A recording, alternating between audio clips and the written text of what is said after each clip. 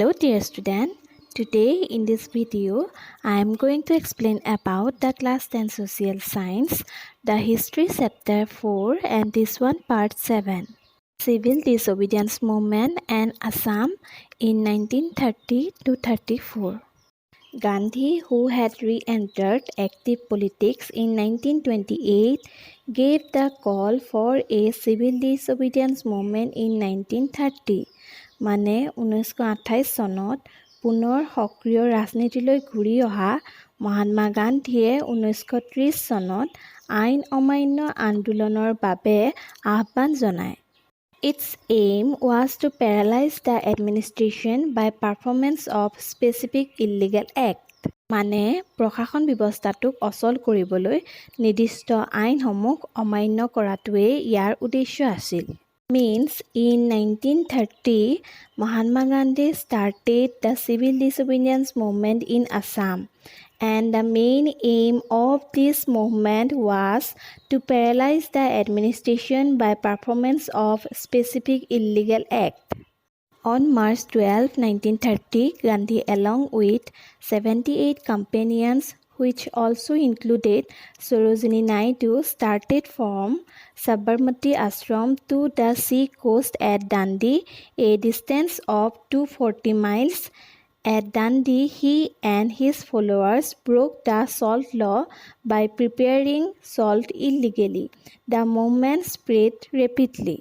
মানে 1930 চনৰ 12 মাৰ্চত সৰোজিনী নাইডুকে ধৰি মুঠ 78 গৰাকী সতীৰ্থসহ গান্ধীজীয়ে সবৰমতী আশ্ৰমৰ পৰা দাণ্ডি সাগৰৰ পাৰলৈ প্ৰায় 240 মাইল দূৰত্ব যাত্ৰা কৰে আৰু দাণ্ডিত গান্ধীজী আৰু সতীৰ্থসকলে নিজেই নিমখ তৈয়াৰ কৰি চৰকাৰী যি সল্ট ল সেই আইন ভংগ কৰে আৰু দ্ৰুতগতিত এই আন্দোলন গোটেই দেশতে বিয়পি পৰে।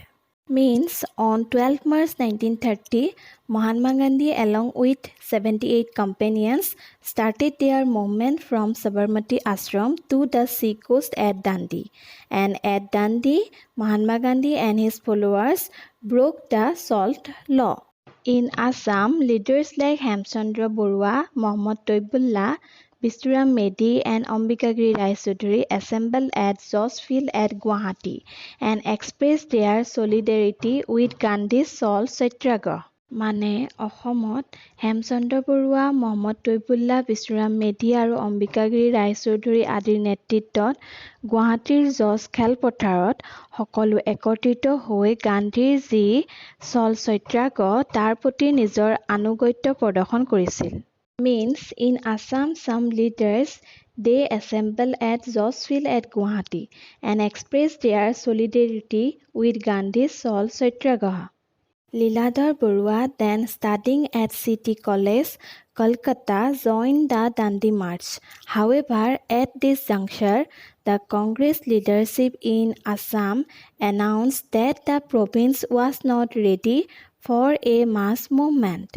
মানে সেই সময়ত কলিকতাৰ চিটি কলেজত পঢ়ি থকা লীলাধৰ বৰুৱাই এই দাণ্ডি যাত্ৰাত অংশগ্ৰহণ কৰিছিল আৰু অসমৰ কংগ্ৰেছ নেতৃত্বই ঘোষণা কৰিছিল যে অসম এনে এক বৃহৎ আন্দোলনৰ বাবে প্ৰস্তুত নহয়।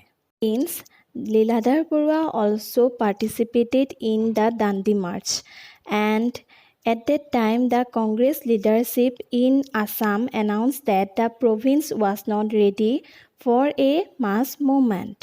Leaders like Tarun Ram Phukon, R.K. Chaudhary and Nobin Chandra Bordoloi were not enthusiastic enough to the civil disobedience movement.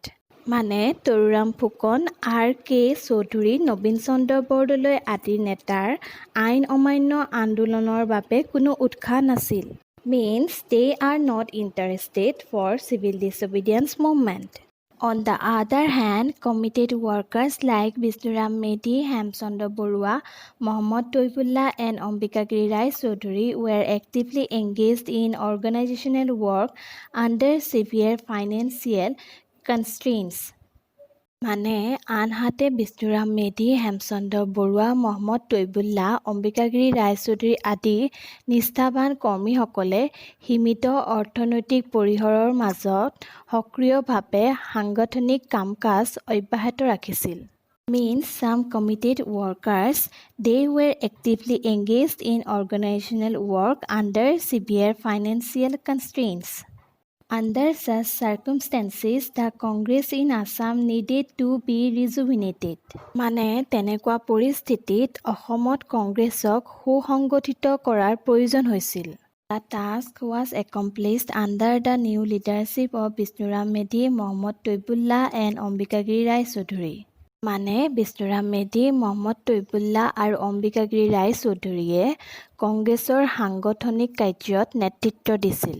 Means the task was accomplished under the so many new leaders. New committees and subcommittees were constituted to look into the various matters of the movement. মানে আন্দোলনৰ বিভিন্ন দিশ চাবলৈ বহুতো নতুন সমিতি আৰু উপসমিতি গঠন কৰা হৈছিল। The objectives of the newly formed committees were to raise funds, defiances of repressive laws and ordinances, boycott of the British goods, and anti-opium and liquor campaign. মানে এই নতুনকৈ গঠিত এই সমিতিসমূহৰ উদ্দেশ্যসমূহ আছিল পুঁজি বৃদ্ধি কৰা, শোষণ আৰু দমনমূলক আইনসমূহ বিৰোধ কৰা, বিদেশী বস্তু বৰ্জন কৰা আৰু কানি আৰু সুৰাৰ ব্যৱহাৰৰ বিৰুদ্ধে প্ৰতিবাদ কৰা।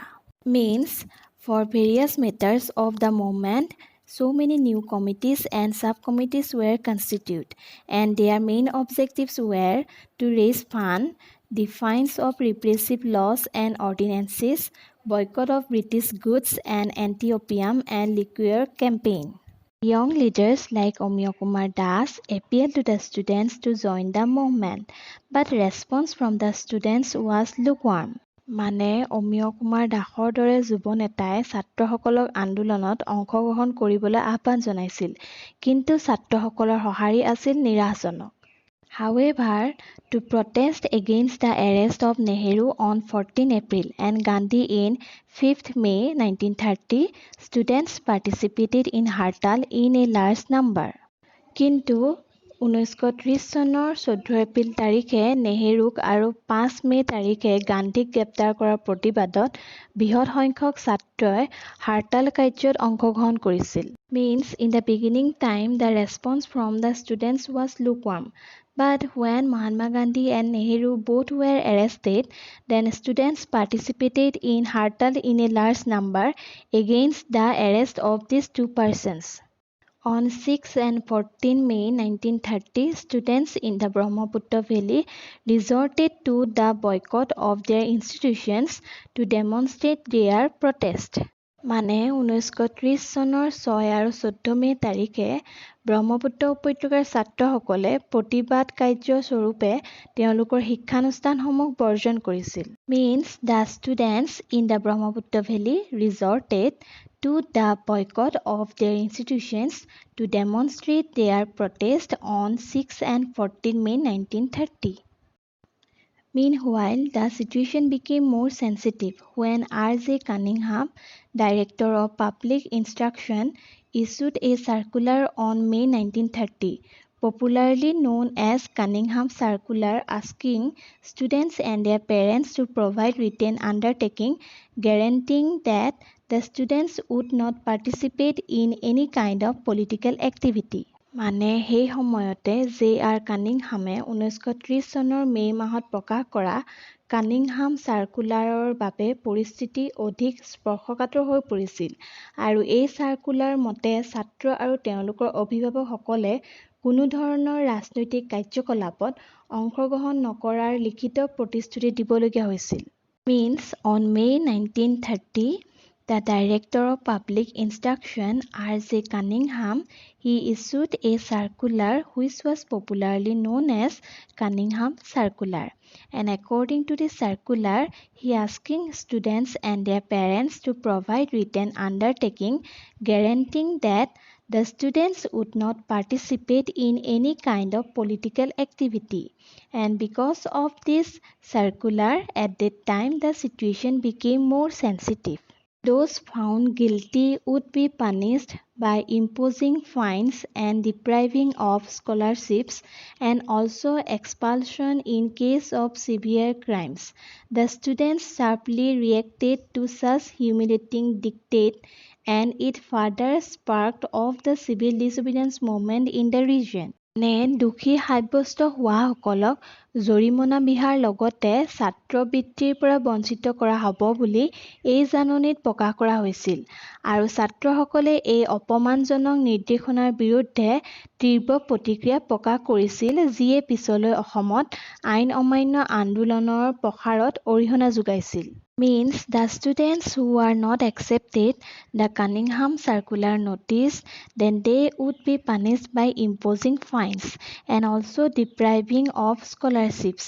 So the students sharply reacted to such humiliating dictate, and it further sparked off the civil disobedience movement. The Assam Chatra Sanmilan organized a special session at Guwahati to discuss its plan of action.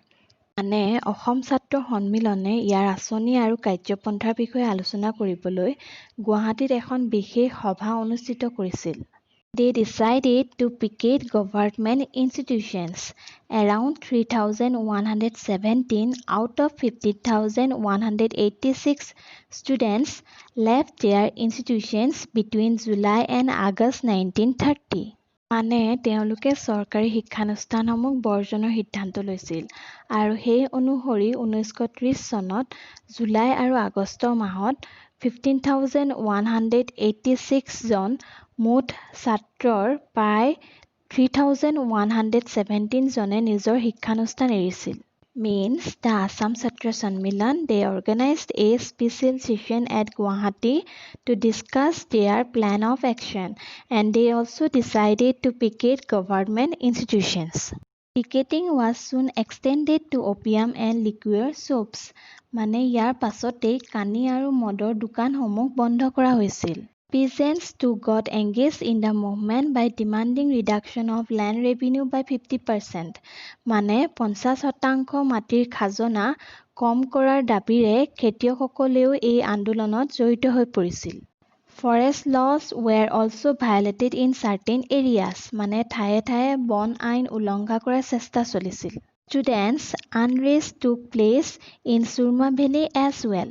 ছাত্ৰসকলৰ এই আন্দোলন সুৰমা উপত্যকালৈও প্ৰসাৰিত হৈছিল. Means first of all they decided to picket government institutions.